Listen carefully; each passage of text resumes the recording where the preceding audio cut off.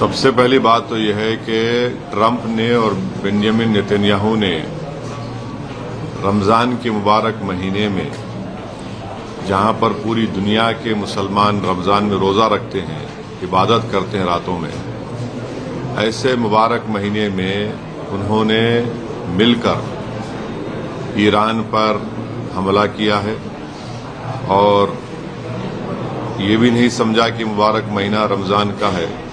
मगर खैर, वो तो इंसानियत को नहीं मारने वाले हैं बेंजामिन नेतन्याहू, और जो हमला हुआ ईरान के ऊपर हम उसकी मजम्मत करते हैं।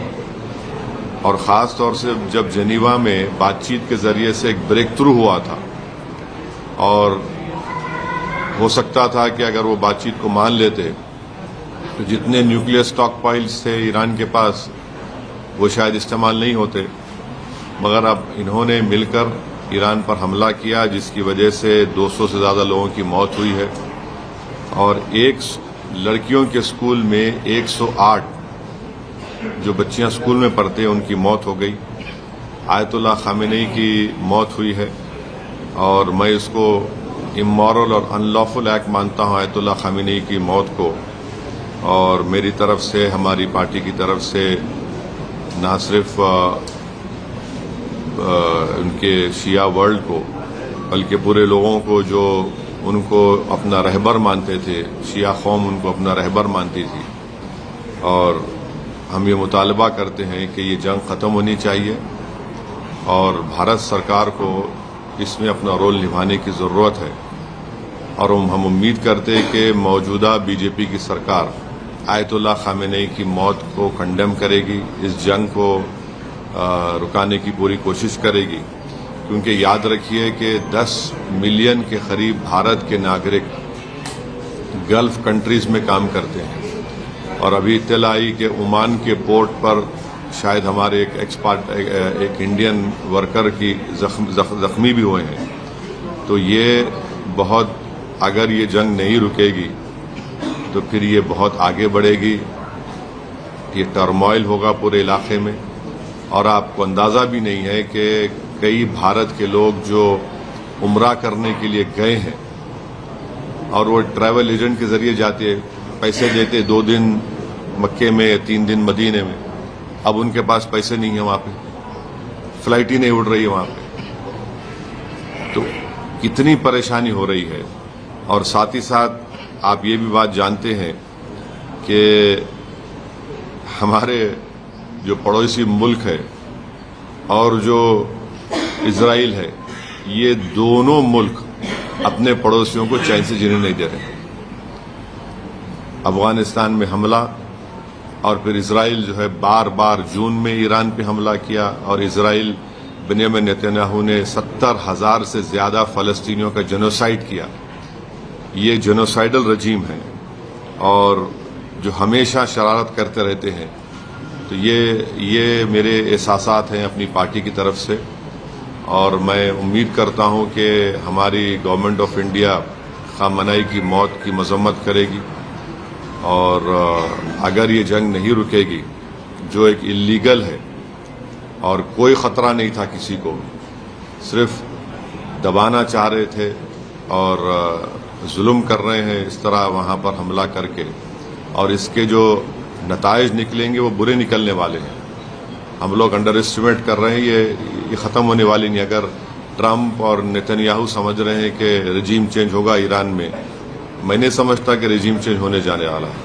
सर, पूरे वैश्विक पटल पे पहले ये जो टैरिफ का वो आया, उसके बाद वेनेजुएला की जो घटना घटी और अब ये घटना, इसको आप कैसे देखते हैं? क्योंकि अमेरिका लीड करता रहा है। नहीं, देखिए, जितना इंटरनेशनल रूल बेस्ड ऑर्डर था वेनेजुएला पे हमले के बाद वो खत्म हो गया। अब और उसको आप खत्म कर दिए जब आप इजराइल के साथ मिलकर ईरान पर हमला किए। जेनीवा में ब्रेक थ्रू हो गया था बातचीत का। ओबामा जब प्रेसिडेंट थे तो उन्होंने ईरान से JCPOA एक एग्रीमेंट किया कि सिर्फ 3% न्यूक्लियर फ्यूल बनाएंगे। ट्रंप प्रेसिडेंट बने, उन्होंने उस ट्रीटी को ही खत्म कर दिया, तो ईरान 60% पे चला गया। 90% होना चाहिए आपको न्यूक्लियर बॉम्ब बनाने के लिए। अब कौन जिम्मेदार है उसका बोलिए। अब जेनीवा में बातचीत हो रही थी, तकरीबन ब्रेक थ्रू हो गया था, और जैसा ब्रेक थ्रू हुआ, ये गोरी चमड़ी का ट्रम्प जो है बेंजामिन नेतन्याहू के इशारे पर यहां पर ईरान पे हमला कर दिया और पूरा इलाका जो है वो टर्मोइल में आ गया। आप बताइए, दुबई का एयरपोर्ट में लोग फंसे हुए हैं, फ्लाइट्स कैंसिल हो रहे हैं, एक अफरा तफरी का माहौल बन चुका है पूरा, और ऑयल प्राइसेस बढ़ जाएंगे और उसका असर भारत पे ही पड़ने वाला है। हम तो 80%, 25% तो ऑयल तो इंपोर्ट करते हैं हम। अगर $1 $2 भी बढ़ गया तो कितना बड़ा हम पे बोझ पड़ जाएगा। तो ये चीजें हैं, और सिर्फ एक स्टेटमेंट देने से भारत सरकार, मोदी सरकार अपनी जिम्मेदारी को नहीं निभा रही। उनको ये पूरी कोशिश करना चाहिए। याद रखिए, अगर ये आग फैल गई जंग की, तो जाहिर है ये तमाम ममालिक में हमले हो रहे हैं, तो फिर इसका नुकसान भारत के ही उन करीब 1 करोड़ जो लोग मेहनत करते हैं वहां पर और अपने गाढ़े खून की कमाई से भारत को फॉरेन एक्सचेंज भिजाते, उनका मुस्तकबिल क्या होगा फिर। सर, ये पूरे प्रकरण में अपने पड़ोसी मुल्क पाकिस्तान को किस तरह से देख रहे हैं? मैं तो बोला ना, मैं तो आपको बोल दिया ना कि पाकिस्तान भारत का नेबर है। इजराइल के अतराफ में जितने नेबरिंग कंट्रीज है, चाहे लेबनान हो, सीरिया हो, खतर हो, इन तमाम ये दोनों कंट्रीज जो है अपनी शरारत और अपने ईवल जहनियत से अपने पड़ोस में सुकून से रहने देते किसी को। और पाकिस्तान अफगानिस्तान पे हमला कर दिया, और इजराइल जो है वही कर रहा है। 19वीं सेंचुरी के आगाज में 2 ही कंट्रीज मजहब के नाम पे बनाए गए थे, और दोनों नाकाम फेल स्टेट्स हैं। ये आपके सामने मिसाल है, देख रहे हैं आप। एक तो जेनोसाइड कर रहा है फलस्तीनियों का 75 साल से, और एक रेसिस्ट और डिस्क्रिमिनेटरी स्टेट अगर कहीं दुनिया में है तो इजराइल है। और ये पाकिस्तान कभी भी भारत को सुकून से रहने नहीं देगा, हमेशा टेररिज्म को प्रमोट करता है और प्रमोट करता है।